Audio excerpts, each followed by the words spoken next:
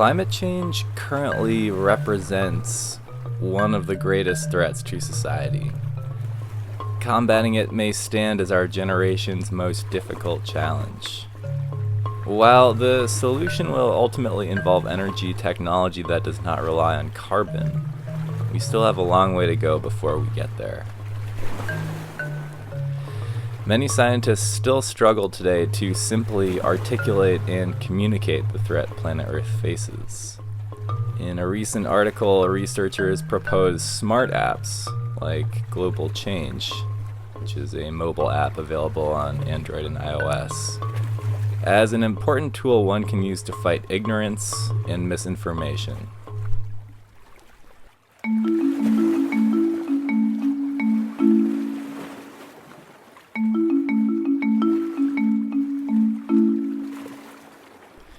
Hi, my name is Henry Kronk for eLearning Inside. This is Ed Technically, our weekly podcast. This week I'm going to discuss the writings of three researchers who recently considered the potential of mobile apps as a means of delivering vetted scientific information and cutting through misinformation.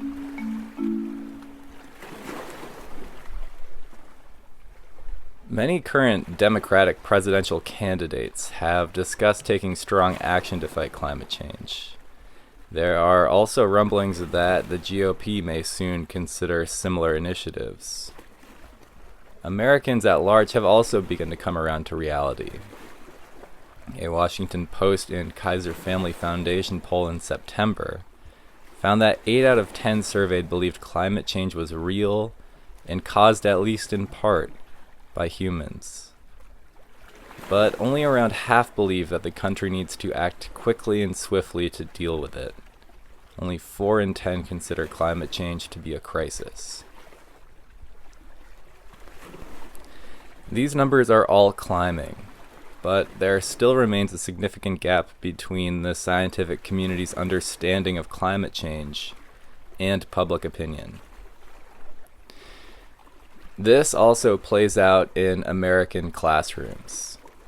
A 2016 study found that most teachers echo the opinion of scientists, which is that climate change has been caused primarily by human activity. But 31% of those surveyed also left open the possibility that the harsh climate events that the Earth is currently experiencing could be naturally occurring. In a recent article, researchers Sebastian Lusinger from Auckland University of Technology, Stephanie Burrell from the University of Toronto, and Rebecca Jarvis from the Sydney Institute of Marine Science argue that the communication of scientific findings is a crucial step to overcoming climate change. They write, quote, "The most convincing scientific evidence is in vain if scientists fail to communicate key facts to policymakers or to the general public," end quote.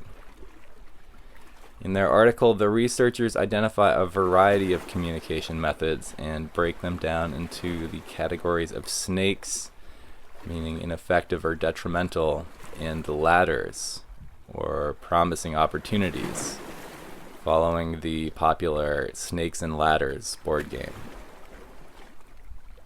For example, a good deal of attention has been paid to the effect scientists might have on Twitter.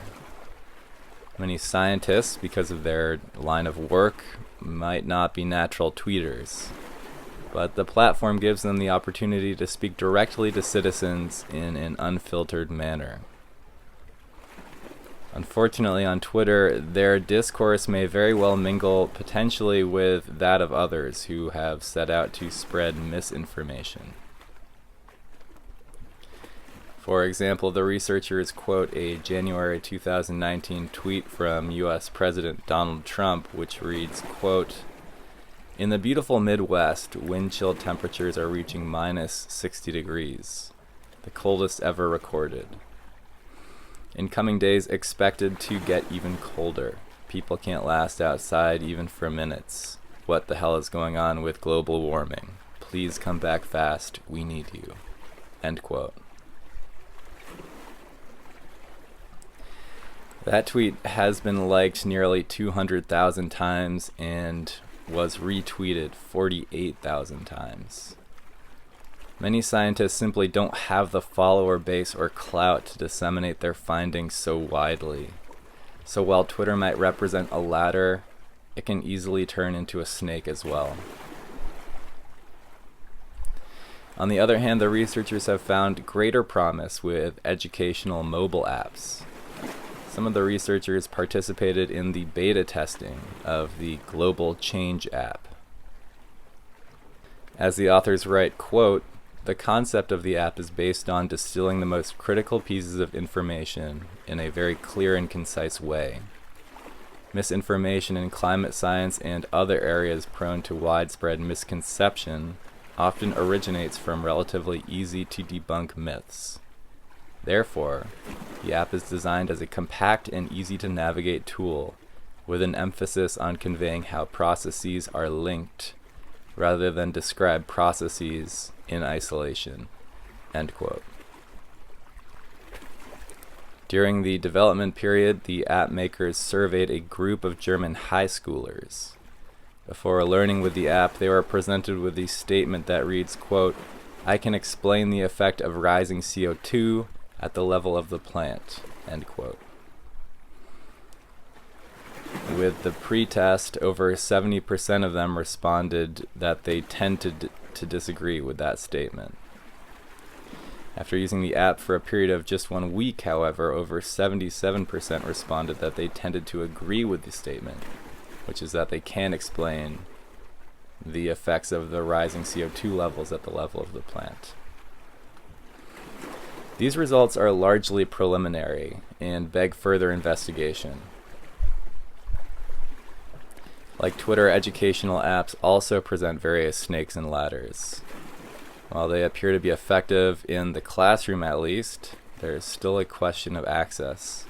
Much of the world still lacks a mobile device or sufficient internet connections to use them. But at the same time, they stand as a promising avenue through which to deliver vetted, unbiased information.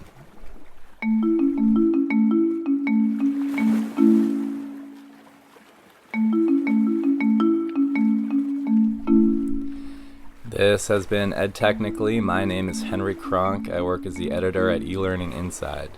If you liked this episode, please rate and review it. If you'd like to hear more, please subscribe. Also keep in mind that this show is available as a video on our YouTube channel and also as a podcast on iTunes, Stitcher, Spotify, Google Play. The basic content for this video first appeared as an article on eLearning Inside, and if you'd like to learn more about online courses, technology in the classroom, and EdTech in general, please check out our site. If you'd like to get in touch with me, please send an email to henry@elearninginside.com. You can also follow us on Twitter @elearninginside. Thanks for listening.